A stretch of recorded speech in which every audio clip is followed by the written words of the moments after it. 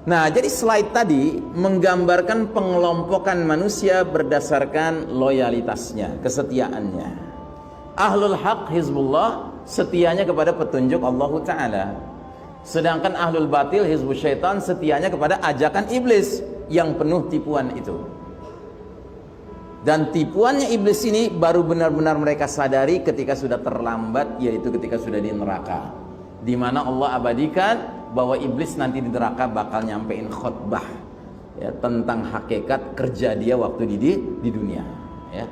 Jadi dikatakan oleh Allah Ta'ala, wa qala syaitanu lamma qudiyal amr, berkatalah syaitan tatkala perkara hisab sudah selesai. Perkara hisab maksudnya perkara perhitungan amal, sehingga manusia sudah jelas yang masuk surga, yang masuk neraka. Termasuk yang masuk surga adalah mereka-mereka yang tadinya sempat masuk neraka dulu dari kalangan orang beriman, tapi karena dosanya nggak selesai di dunia, harus dibakar di akhirat, tetapi sampai waktu tertentu udah selesai pembakarannya, pindah ke surga. Udah selesai nih semua. Tiba-tiba di neraka muncullah si iblis, biang keroknya setan. Dia tampil, dia menyampaikan khutbah. Bagaimana khutbahnya? Innallaha wa'adakum wa'dal haqq, sesungguhnya Allah telah menjanjikan kepada kalian janji yang benar. Wa wa'adtukum fa akhlaftukum, dan aku juga telah menjanjikan sesuatu kepada kalian, tetapi aku menyalahinya. Di situ baru dia ngomong terang-terangan ya. Terus apa kata dia selanjutnya? Wa ma kana li 'alaikum min sultanin illa an da'autukum fastajabtum li.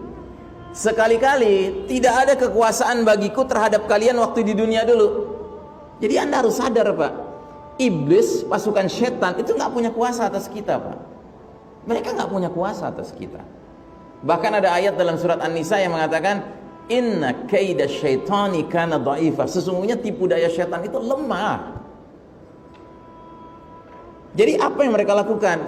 Si iblis bilang, melainkan sekedar aku menyeru. Yang aku lakukan itu cuma menyeru, cuma ngebisikin, cuma ngajak, cuma ngundang. Masalahnya kamu lalu mematuhi ajakanku, bisikanku, undanganku itu. Fala talumuni walumu anfusakum, maka jangan kalian cerca aku. Lo jangan nyalain gue, salahin diri lo sendiri gitu. Ya kan?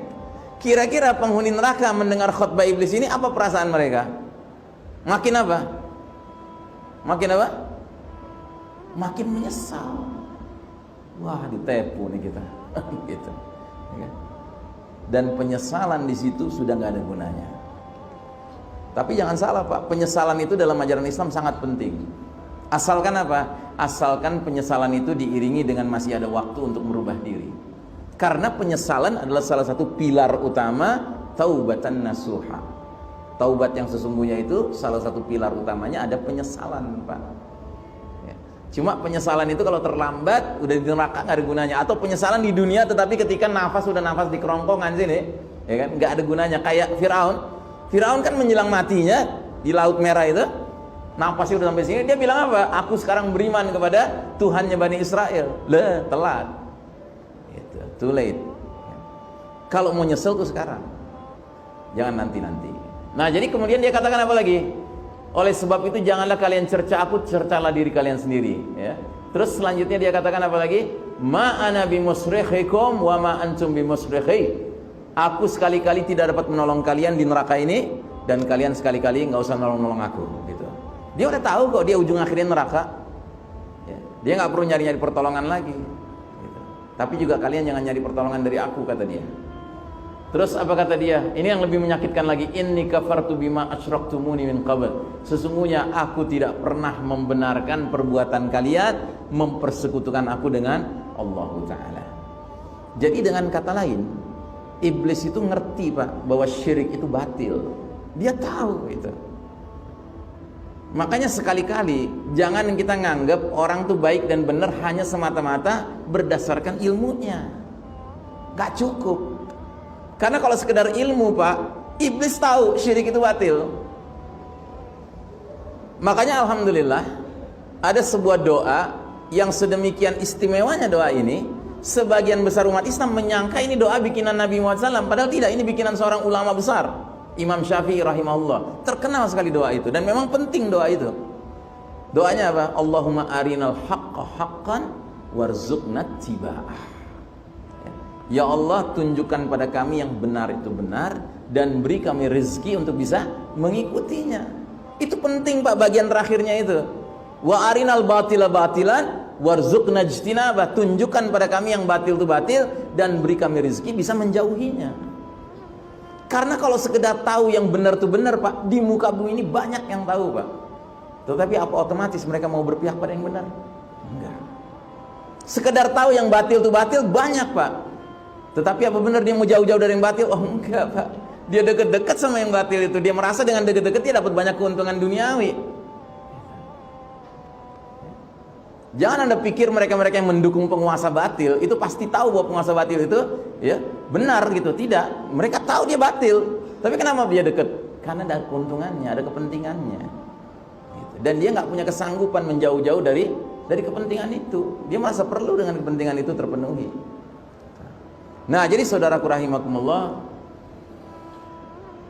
iblis dan bala tentaranya sudah bertekad ya, dan tekadnya itu kuat sekali. Qala fa bima aghwaytani la aqudanna lahum siratal mustaqim. Karena engkau telah menghukum aku tersesat, benar-benar akan kuhalang-halangi mereka umat manusia dari jalan engkau yang lurus.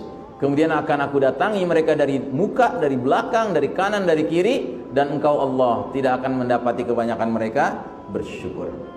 Nah, jadi saudaraku rahimakumullah, selama 1342 tahun Hijriah umat Islam memegang tampuk kepemimpinan dunia.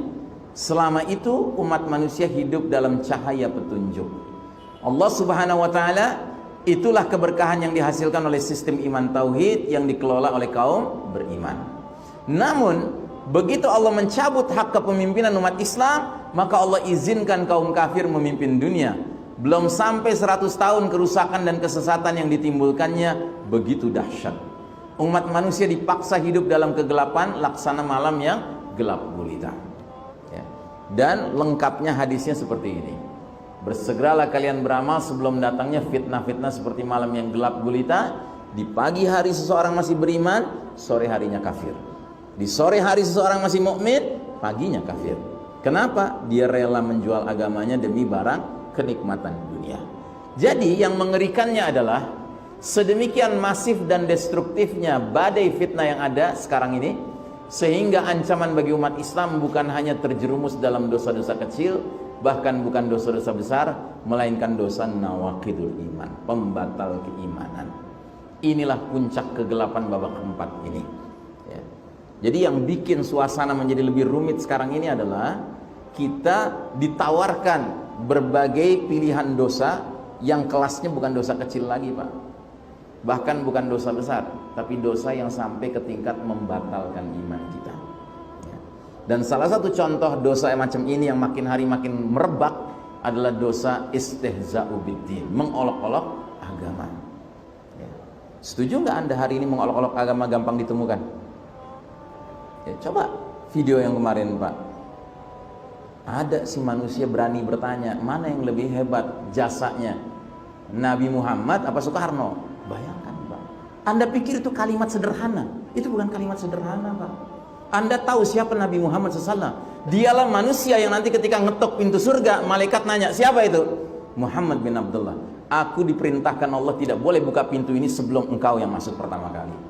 Terus yang kayak gini mau dibandingin sama orang lain Pak? Gak pada tempatnya.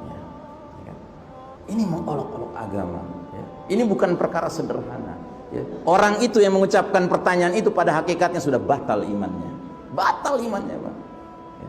Anda sedang nunggu pesawat di airport, lagi nunggu kereta di stasiun kereta, tiba-tiba tayangan TV stand up komedi, pelawaknya ngelawak ya kan. Lawakannya biasanya merasa nggak sempurna kalau nggak ada ngocol tentang agama ya kan. Terus Anda ikut nikmati, batal iman Anda. Sama sama dia. Begitu bunyi ayatnya. Silakan catat An-Nisa 140. Kalau kalian tidak pindah topik ya kan, kalian tetap duduk di situ dengerin ya kan, maka dosa kalian sama seperti dosa pelakunya. Nah, kira-kira hari ini orang yang seperti ini sedikit apa banyak, Pak? Nah, banyak. Makanya serem, Pak. Ini sistem Dajjal ini mengerikan, Pak. Ini sistem yang sudah membuat bentuk-bentuk dosa yang membatalkan iman itu udah kayak sehari-hari kayak kacang goreng gitu loh, Pak. Ya. Terus kita merasa tenang-tenang saja, Pak. Ini mengerikan, Pak. Jangan-jangan kita pernah terlibat dalam dosa-dosa pembatal keimanan yang selain daripada itu. Mungkin yang itu kita nggak terlibat, tapi dalam yang lainnya mungkin pernah kita terlibat. Ya, contohnya lah, faham pluralisme. Ya kan, faham mengatakan semua agama sama, semua agama baik, semua agama benar. Ini juga ucapan seperti ini membatalkan iman, Pak. Karena Allah tidak pernah mengeluarkan ayat yang bunyinya Allah ridha pada semua agama. Enggak, Allah ridha cuma pada satu, al-Islam ini. Yang berarti maknanya apa? Islam lah dinul haq, agama yang benar. Bukan agama paling benar, Pak. Islam itu agama yang benar. Berarti agama lain apa, Pak? Nggak benar. Cuman kita nggak perlu sombong gitu di tengah umat manusia gitu mengatakan ya saya benar. Kita bukan Islam, Pak. Kita Muslim. Muslim kadang bisa benar, kadang bisa salah, Pak. Tolong bedakan Muslim dengan Islam. Kalau Islam itu dinullah, nggak ada yang bisa mengalahkan dinullah. Kalau Muslim itu manusia bisa dikalahkan, bisa mati, bisa selesai tamat riwayatnya. Tapi kalau Islam nggak ada tamat riwayatnya, Pak. Nah, jadi saudaraku rahimakumullah, sistem Dajjal telah menjelma menjadi peradaban penuh dosa, bahkan menghasilkan umat Islam yang murtad dari dinnya. Karena kehidupan tidak lagi diarahkan untuk mengejar ridha Allah, melainkan menuju penyambutan Rabb palsu namanya Dajjal. Dan Allah Ta'ala dalam surat Al-Baqarah 217 menyingkap kelakuan mereka yang mengelola sistem dunia hari ini, yaitu orang-orang kafir harbi, kafir yang memerangi Islam dan umat Islam. Apa kata Allah? وَلَا يَزَالُونَ يُقَاتِلُونَكُمْ حَتَّى يَرُدُّوكُمْ عَنْ دِينِكُمْ مِنِ اسْتَطَاعُوا. Mereka, orang-orang kafir harbi itu tidak henti-hentinya 24 hours a day, 7 days a week, 12 months a year, ya kan? Terus menerus memerangi kalian sampai apa? Sampai mereka bisa memurtadkan kalian dari agama kalian kepada kekafiran, seandainya mereka sanggup. Gitu. Jadi mereka udah nguasain dunia, Pak. Sementara watak mereka kayak gitu. So, Anda berharap bahwa dunia ini hari ini bisa menawarkan kebaikan bagi kita. Terus kita dengan ringannya ikut aja deh sistem yang ada. Hey, come on. Ini sistem Dajjal, Pak. Dajjalnya belum muncul tapi sistemnya sudah ada. Maka sistem ini kelakuannya kayak Dajjal. Nawarin apa? Nawarin surga. Tapi surga yang hakikatnya mengajak pada nerakanya Allah. Nawarin ngancam dengan neraka, tapi neraka itu justru hakikatnya menuju kita, ngajak kita ke surga Allah. Kita diancam nih dengan tuduhan radikalis, ya kan, teroris. Tapi kalau kita konsisten menjalankan Islam dan makin dituduh, ya kan, sebenarnya kita sedang menuju keridhaan Allah.